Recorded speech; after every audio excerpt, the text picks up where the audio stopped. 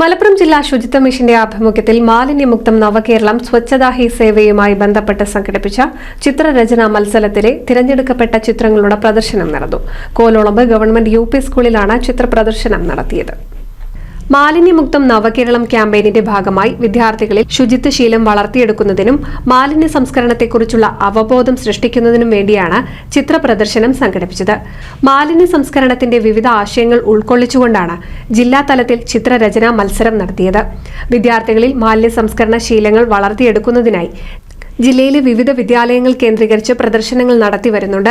പരിപാടിയുടെ ഉദ്ദേശ ലക്ഷ്യങ്ങളെക്കുറിച്ച് മലപ്പുറം ജില്ലാ ശുചിത്വ mission assistant coordinator Akhilesh TS വിശദീകരിച്ചു.